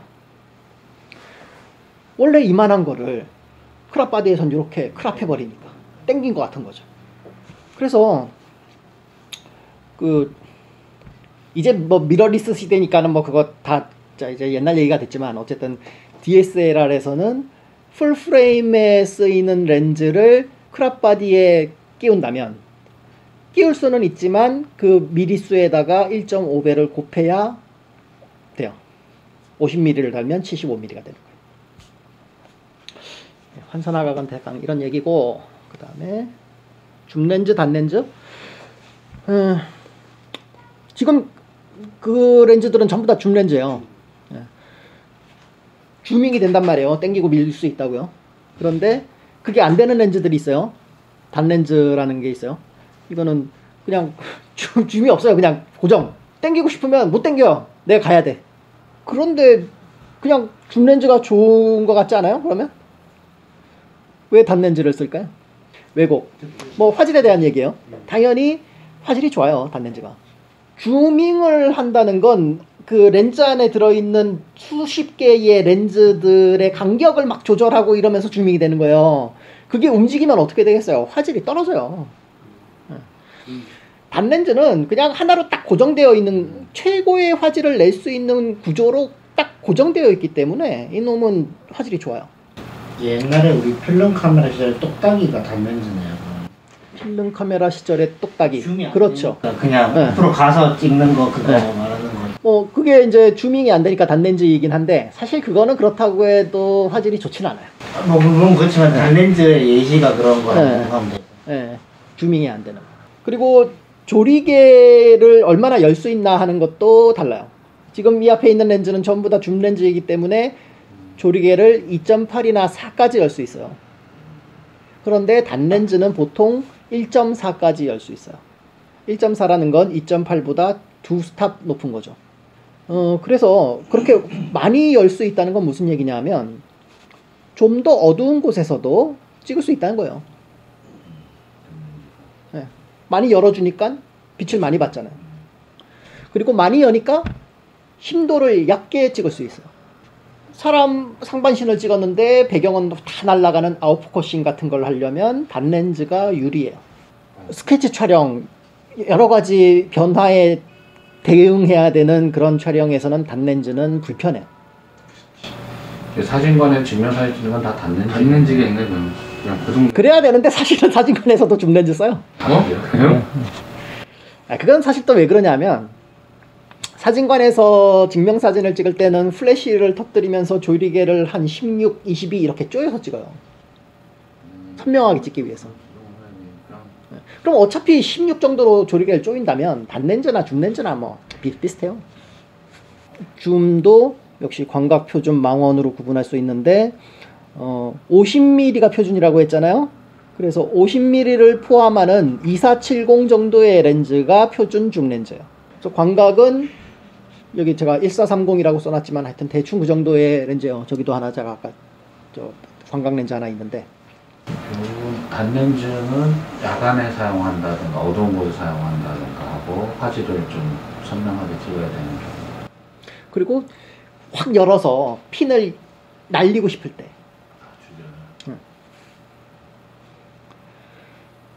그리고 같은 2.8로 찍는다고 해도 단렌즈가 화질이 좋아요. 그러니까 제가 인물 사진 찍는데 주변을 약간 뿌옇게 없애는 그런 거 할 때 단렌즈를 사용하는 게 좋은 거네요. 네. 그래서 조리개를 최대한 열고. 일반적으로 이건 아까 조리개 얘기할 때 좀 얘기를 했으면 좋았는데 일반적으로 조리개를 최대로 열었을 때는 화질이 떨어져요. 좀 어느 정도 조여줘야 뭐 렌즈에 따라 다르지만 뭐 한 3스탑, 4스탑 정도를 조여줘야 최고의 화질이 나와요. 근데 그보다 더 조이면 뭐 한 22까지 쪼일 수 있는 렌즈를 22까지 이빨이 다 쪼아버리면 심도는 깊어져요. 아니, 밝기는 얘기가 아니고 심도가 깊어지지만 회절 현상이라는 게 생겨가지고 화질이 오히려 떨어져요. 그래서 대개의 경우 그 렌즈의 최대 개방에서 최소 조리개까지의 그 중간값 어딘가에서 그 렌즈의 최고 화질을 낼 수 있어요. 하나 더 질문 좀 달을 보름달 찍을 때 잘 안 나오잖아요. 막 번져서 보름달 찍을 때 이런 카메라로 찍으면 뭐 어떻게 해야 돼요? 그러니까 조리개는 열어야 될 거고. 아니요. 아니 닫아야 돼요. 네. 왜 닫을까요? 빛을 차단 나오는 빛을 차단하기 위해서. 그러니까 이제 뭐라 할까? 힘도 퍼지잖아. 퍼지는 건데 아까 그 뭐지 잔상은 없었. 그 세 가지가 다 맞아요. 다 맞네. 자, 달이 멈춰 있는 것 같아요? 안 멈춰 있어요. 망원 렌즈로 당겨서 보잖아요. 달은 졸라 빨리 움직여요. 계속 움직여요. 아 마운 렌즈로 보면. 응. 아 그래요 또? 망원렌즈 삼각대 딱 놓고 달 갖다 놓잖아요. 달이 계속 움직여요. 그렇죠 공전하니까. 그래서 그걸 달이나 별의 움직임을 쫓아가는 그 무슨 기계가 있어요. 그 기계를 달아가지고 쫓아다니면서 찍어요. 그리고 조리개를 안 열어요. 왜? 달은 생각 이상으로 되게 밝아요. 그렇죠. 그러니까 최대한 조리개를 닫고 뭐 최대한인지는 모르겠지만 아무튼 꽤 닫고. 스마트폰으로 찍는다. 스마트폰으로는 못 찍어요. 네. 안 되는 거네. 스마트폰은 망원렌즈가 아니니까 줌이 안 당겨져요. 줌이 안 당겨 디지털 줌이니까 퍼지는 거고. 왜 갤럭시 22? 100배 좀?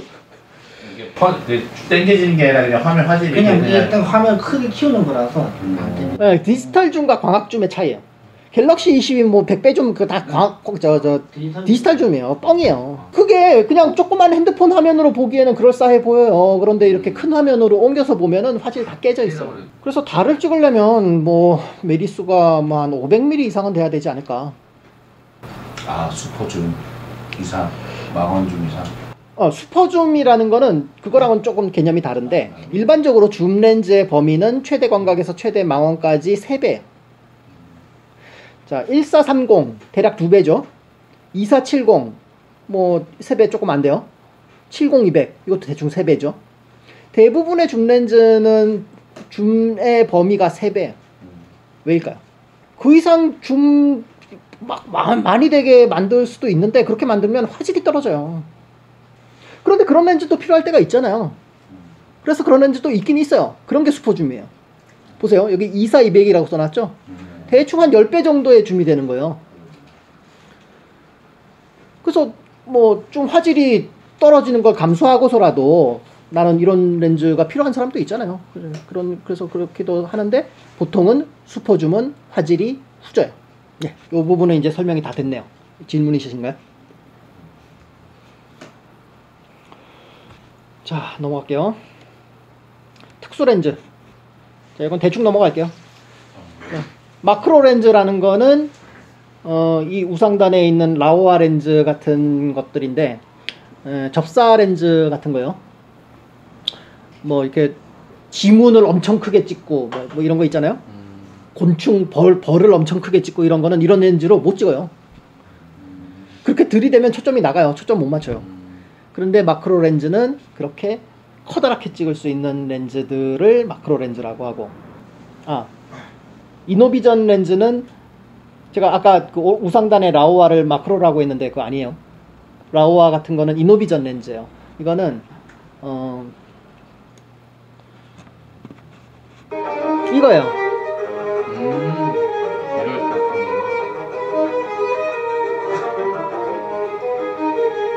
이게 무슨 렌즈예요? 마크로. 이노비전 렌즈라고 해요. 지금 보여준 그 기다란 네. 렌즈로. 네. 이런 화면은 이런 걸로는 못 찍어요. 오로지 그런 렌즈로만 찍을 수 있어요. 자, 그런 특수한 용도로 쓰이는 렌즈고요. 자, 그리고 맨 밑에 틸트 쉬프트 렌즈라는 건 여기 건물 두 개를 비교해 보세요.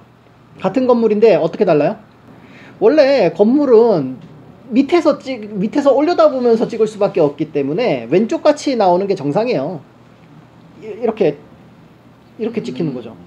그럼 어쩔 수 없어요. 그런데 틸트 쉬프트 렌즈라는 거를 써서 이렇게 되어 있는 걸 약간 이렇게 보정해줘요. 이런 렌즈는. 그래서 특수 렌즈죠.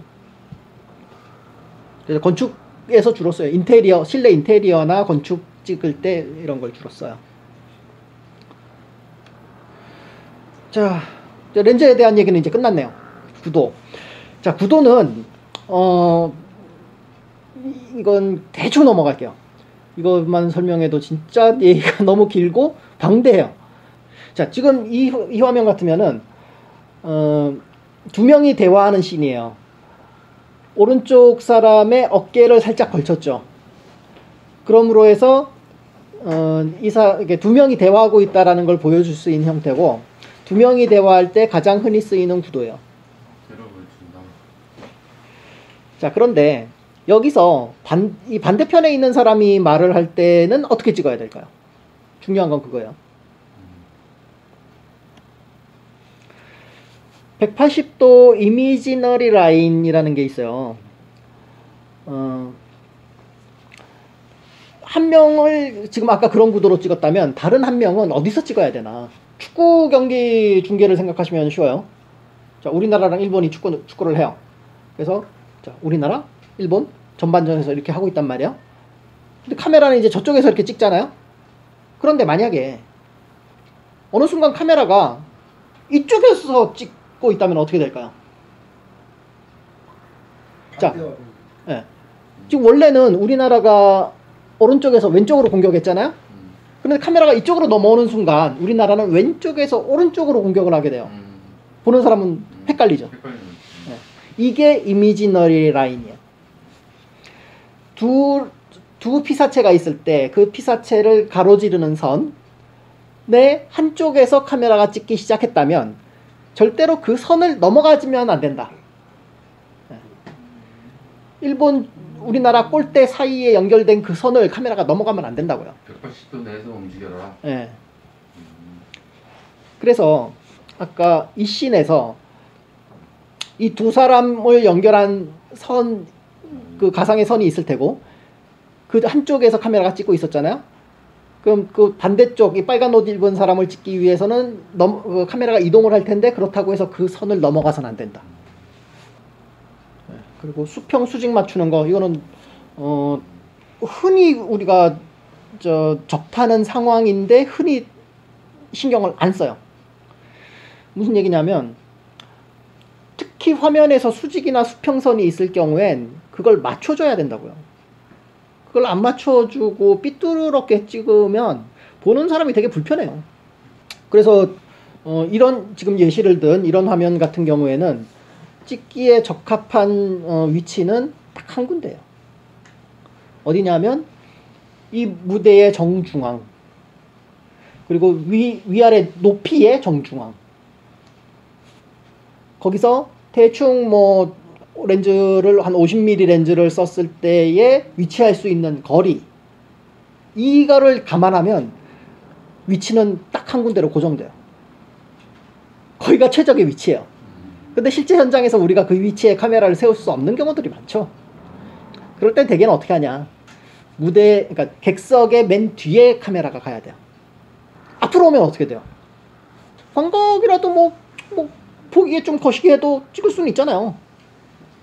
그게 가장 주된 이유는 아니에요. 가장 주된 이유는 뭐냐면 카메라가 앞으로 가면 객석에 있는 사람들한테 방해가 돼요. 이게 제일 중요한 거예요. 근데 우리 어떤가요? 실제로 촬영하는데 가보면은 막 그래 앞에 나가 있죠, 카메라. 네. 심지어 막 객석 앞을 막 왔다 갔다 하죠, 카메라가. 방해되잖아요. 그러면 안 돼요. 그래서 객석의 맨 뒤에 가능한 한 카메라 높이를 높여서 위치시켜야 돼요. 높이는 건 왜 높일까요? 만약에 카메라가 낮으면 객석에 가려서 무대에 사람들이 가릴 수도 있을 거 아니에요. 그래서 높이는 이유가 하나 있고, 또 하나는 사람들이 돌아다니잖아요. 카메라가 낮으면은 돌아다니는 사람들이 걸려요. 그래서 웬만큼 돌아다녀도 카메라에 방해가 되지 않도록 높여서 찍는 거예요. 그래서 최대한 뒤로 가야 되기 때문에 아마도 좀 망원이 되는 렌즈를 달아야겠죠. 그래서 지금 수평 수직 얘기를 하던 중이었는데 그건 어떻게 맞추냐. 레벨러가 있어요. 카메라마다 그 아까 인포 버튼, 디스플레이 버튼들을 누르다 보면은 가로, 세로, 수평을 맞추는 그 레벨러가 뜨고요. 그걸 통해서 맞추는데 이런 촬영은 당연히 삼각대에 놓고 찍어요. 삼각대에도 자체의 레벨러가 달려 있어요. 네, 수평계가. 이거는 시선에 대한 얘기인데, 자, 여기 있는 사람은 시선이 오른쪽으로 가 있잖아요. 그랬을 때 화면의 여백이 오른쪽이 더 많아야 보기에 편하다는 거예요. 이거는 이제 교과서적인 얘기예요. 전통적인 방법이에요. 경우에 따라 이렇게 안 찍는 경우도 있어요. 자, 제가 이쪽을 바라보고 이렇게 얘기를 하고 있는데 화면 앵글을 이 앞을 툭 자르는 경우들이 있어요. 드라마나 영화에서 그런 거 꽤 많이 봤을 거예요. 여기를 툭 자르고 이 뒤에 여백을 주고 찍는 경우들이 있어요. 되게 낯선 느낌들이 나죠, 그럴 때. 혹은 이 사람이 뭐 단절되어 있다는 느낌을 표현한다거나 뭐 여러 가지가 있어요. 일단 전통적으로는 보는 방향으로 여백을 더 주는 게 안정적이다. 구도는 뭐 대충 됐는데 안 됐어요. 사실은 수박 겉핥기도 못한 거예요. 구도는 앞에 여기 보시면은 뭐 이렇게 링크거든요. 이거 클릭해 보시면 구도에 대한 몇 가지가 더 나와요. 그 직접 한번 보세요. 자, 조명, 마이크. 조명이랑 마이크만 얘기하면 이제 대충 끝나겠는데, 자, 조명은 왜 쓸까요? 그림자 부분. 네, 아까 반사판 말씀드리는 거랑 비슷하죠. 약간 어두운 부분을 밝혀주기 위해서 쓰기도 해요. 원래는 옛날 한 10년 전에는 비디오 촬영을 할 때 조명은 필수였어요. 너무 어두웠어. 아니, 어두워서는 아니에요. 10년 전에 비해서 여기가 좀 밝아졌나요? 여기에 밝기는 비슷해요. 10년 전이나 지금이나. 카메라의 성능이 달라진 거예요. 옛날에는 지금 이 정도의 상황에서 따로 조명을 켜지 않으면 감도를 막 올려야 되잖아요. 그렇게 감도를 올리면 화질이, 노이즈가 막 끌었다고요. 그런데 요새는 감도를 올려도 노이즈가 적게 나오도록 카메라 기술이 발전했기 때문에 그래서 조명을 덜 쓰게 된 거예요. 자, 그런데 그럼에도 불구하고 여전히 조명이 필요한 경우는 지금 여기 예시 화면에 보이는 대충 이런 경우예요. 지금 이거 뭐냐면은 미술 전시회예요. 미술 전시회는 그림에 조명이 가 있죠. 그리고 그림이 없는 부분에는 조명이 이렇게 비추지 않아서 어두워요. 거기서 작가와의 인터뷰를 촬영했는데 이거는 지금 조명기를 따로 써가지고 작가 쪽으로 조명을 준 거예요. 만약에 조명을 안 줬다면 작가는 어둡게 나왔을 거예요. 그림만 밝혀. 네. 이런 경우에는 어쩔 수 없잖아요. 조명기 써야 돼요. 그리고 역광. 뒤쪽에서 뭐 조명이 비친다거나 해가 있다거나 뭐 이러면은 사람 시커멓게 나오잖아요. 그럴 때는 뭐 반사판을 주던 여기다 조명을 주던 조명이 필요하고요. 그리고 조명은 부드러운 조명이냐 하드한 조명이냐로 생각해 볼 수 있는데 하드한 조명이라는 건 자, 그림자의 경계 부분이 또렷한 게 하드한 조명이에요. 그리고 그림자가 막 경계가 이렇게 흐려요. 이렇게 어두운 데랑 밝은 부분이 또렷하게 구분되지 않고 서서히 그라데이션을 주면서 이렇게 변하는 그런 그림자. 그런 그림자를 만드는 조명은 부드러운 조명이죠. 그럼 어떤 조명이 그림자를 부드럽게 만들고 어떤 조명이 그림자를 하드하게 만드는가? 이거는 우리 국민학교 1학년 때 배웠던 촛불을 벽에 비추는 실험을 생각해 보시면 돼요. 뭐 벽이 있고 여기 물체가 있고 촛불이 있고 뭐 이걸 가까이 갔다 뒤로 갔다 뭐 이렇게 바꿔보잖아요. 그렇게 했을 때 언제 그림자가 또렷해지고 언제 부드러워지나 이걸 생각해 보면 돼요. 딱 하나만 얘기하자면 광원이 크면 부드러워요. 그림자가. 광원이 작으면 그림자가 하드해요. 대표적인 하드한 광원은 해. 태양의 크기, 실제로 태양은 엄청나게 크지만 그냥 하늘에 떠 있는 태양은 거의 점광에 가까운 작은 광원이에요. 그 태양 직광에서 만들어지는 그림자는 어떤가요? 또렷하죠. 그런데 지금 이 광원 이거 어때요? 지금 켜놓진 않았지만 앞에 뭐 이렇게 디퓨저라고 하는 건데 이렇게 뭐 이렇게 커다랗게 달아놨잖아요. 이거 왜 달아놨냐 하면은 광원의 크기를 크게 만들기 위해서요. 이 안에 작은 전구가 하나 들어있을 거예요. 그런데 이 디퓨저가 없이 그냥 켰다면 거기서 오는 광원은 하드한 그림자를 만들 거예요. 또렷한. 그런데 그렇게 또렷한 그림자를 원하지 않아 부드럽게 하고 싶어? 그러면 디퓨저를 달아가지고 광원의 크기를 요만한 광원에서 이만한 광원으로 광원의 크기를 키운 거예요. 그래서 하드하냐 소프트하냐는 오로지 하나로 결정돼요. 광원의 크기. 흐린 날 하늘은 어때요? 해가 구름에 가렸어요. 광원의 크기는 얼마나 죠? 얼마나 커요? 구름만큼. 구름 혹은 그냥 하늘만큼 커요. 하늘 전체가 그냥 광원이에요. 그런 날엔 그림자가 어때요? 선명하지 않죠. 선명하지 않은 정도가 아니라 거의 없죠, 그림자가. 예. 거의 안 보이지. 예. 그래서 지금 이 예시 사진의 경우에 조명을 어떻게 썼냐면 조명계의 크기가 한 이만한데 그거를 사람에게 직접 비추지 않고 벽에다 반사를 줬어요. 마침 흰 벽이었는데 반사를 주면 어떻게 돼요? 원래는 조명의 크기가 이만하지만 반사를 주면서 그죠? 광원의 크기가 커졌잖아요. 커졌으니까 그림자는 그만큼 부드러워져요. 그래서 사람 찍을 때 조명은 보통 반사로 줘요. 왼쪽으로 줘. 예, 요거는 왼쪽이죠. 왼쪽으로 줘서 오른쪽으로 비춰지. 왼쪽에서 온 거죠, 조명이. 예. 그래서 왼쪽이 좀 밝잖아요. 자, 그리고 광량은 거리의 제곱에 비례해서 약해져요. 이게 무슨 얘기냐면 조금만 멀어져도 금세 어두워진다는 얘기예요. 예. 그리고 요즘은 주로 LED 조명을 써요. 옛날에는 할로겐 조명이나 HMI 조명이라던가 뭐 이런 것들을 많이 썼는데 그런 것들은 전기도 많이 먹고 뜨거워져요. 근데 요새 많이 쓰는 LED 조명은 전기도 적게 먹고 그에 비해서 꽤 밝아요. 아, 그리고 LED 조명은 색온도 조절이 자유로워요. 누런빛도 쏘고 그냥 버튼만 돌리면 다이얼만 돌리면 누런빛이 퍼렇게 변해요. LED 조명은 그게 돼요. 옛날에 썼던 텅스텐이나 HMI 조명 같은 거는 고정이에요. 2500 고정, 5600 고정, 색온도를 바꿀 수 없어요. 실제로 우리가 할 대부분의 촬영은 조명 쓸 일이 거의 없을 거예요. 조명으로 활용할 수 있는 이런 게 없으면 활용할 수 있는 게 뭐가 있어요? 일반 플래시를 막 활용해도 플래시요? 안 좋을 것 같아서 이런 플래시. 아, 그게 지금 핸드폰에 달린 거 LED 조명이잖아요. 뭐 LED 조명도 쓸 수 있어요. 자, 정말로 내가 지금 뭐 동굴에서 촬영해. 조명이 전혀 없어.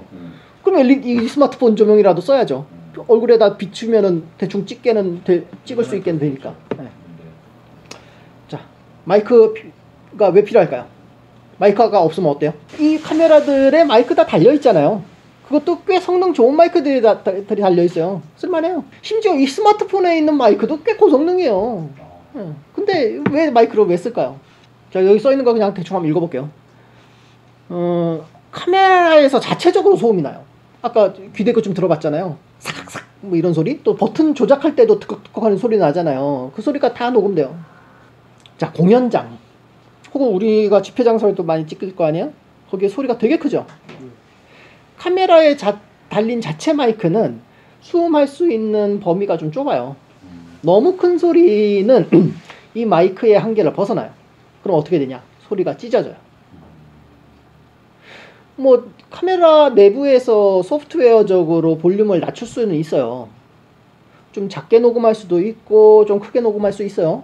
그런데 그 마이크의 물리적인 부분에서 수음할 수 있는 범위를 벗어나 버리는 거는 이건 방법이 없어요. 그럼 그냥 소리가 찢어져요. 그럴 때는 더 좋은 외장 마이크를 쓰는 수밖에 없어요. 근데 공연장 같은 데서 찍으려면 이걸 쓸 수밖에 없다는 거예요. 특히 공연장이라면 소리가 아주 중요할 거 아니에요. 그럼 그런 걸 쓰고 공연하면 결국은 이런 카메라는 안 되고 캠코더가 있어야 되는 거네요. 아니. 30분밖에 못 쓰잖아요. 아, 공연은 그렇죠. 공연은 그런 거. 아, 그런데 여기에 있는 카메라 중에서 오로지 요 놈은 무제한으로 찍을 수 있어요. 이건 이게 그래서 작지만 제가 공연 쓰려고 카메라 산 거예요. 강연 같은 거. 이게 동영상이 무제한. 와. 그래서 이런 미러리스나 DSLR 중에서 시간을 무제한으로 찍을 수 있는 카메라들이 몇 개 있어요. 한 5개쯤 될 거예요, 아마. 많지도 않아. 자, 그리고 핀 마이크. 인터뷰 찍을 때 특히 핀 마이크 많이 쓰잖아요. 자, 인터뷰 찍을 때 카메라는 자 그쯤에 있어요. 인터뷰하는 사람은 여기 있고, 거기에 카메라 마이크 놓고 녹음을 하면 여기 있는 소리가 잘 안 들어가겠죠. 혹은 주위의 소음 다 같이 들어가겠죠. 그래서 말하는 사람의 목소리만을 또렷하게 담기 위해서 핀 마이크를 써요. 자, 이런 경우들이 이제 특별히 마이크가 필요한 경우고요. 자, 그럼 마이크의 종류는 이런 것들이 있어요. 지향성에 따라서 이렇게 세 가지로 나누는 거예요. 초지향성이냐, 지향성이냐, 무지향성이냐. 어느 한 지점의 소리를 듣느냐 네. 그런 뜻이에요. 네. 이거는 마치 스나이퍼가 쓰는 저격총 같은 거예요. 초지향성은 길쭉하잖아요. 영화 유지태 나오는 봄날은 간다. 거기에 유지태 직업이 사운드 채집하는 사람이죠. 주로 이런 초지향성 마이크를 들고 다니죠. 그래서 이런 마이크는 예를 들어 저기다가 겨누면 조기 소리만 들어와요. 이렇게 이쪽으로 돌리면은 저기서 부시럭거리는 소리가 나도 녹음이 안 돼요. 새 소리 녹음할 때 좋겠네요. 네. 새가 멀리 있잖아요. 거기다 정확히 겨누고 그 소리를 따는 거죠. 자, 그리고 지향성. 초지향성까지는 아니지만 그냥 대충 지향성인 마이크들이 있고, 또 오른쪽에 무지향성. 이거는 아예 그냥 방향이 없는 마이크예요. 녹음실에서 쓴다고 돼 있네요. 그래서 요거 같으면은 어느 정도일까요? 지향성인데 약간 초지향은 아니죠. 약간 지향이에요. 인터뷰 수음법. 우리가 사실은 마이크를 제일 많이 쓰는 경우는 이 경우예요. 인터뷰. 예, 요거는 그냥 한번 읽어보세요. 그래서 이런 핀 마이크를 썼을 때 한 명의 녹음을 할 수는 있지만 두세 명 이상이서 대화를 한다거나 할 때는 그 사람 수만큼 핀 마이크가 다 필요해요. 그런데 마이크 개수가 많아진 만큼 수신기도 그만큼 많아져야 돼요. 그런데 카메라를 한대요. 어떻게 연결하죠? 믹서기로 해서. 네, 믹서. 그래서 수신기에서 예를 들면 3개의 신호가 오고 있는데 그거를 믹서기에서 한 대 믹싱해서 카메라 혹은 녹음기에 녹음을 하는 거죠. 아, 이거 지금 했네요. 2인 이상 대화는 이렇게 녹음하고, 행사장에서는 행사장.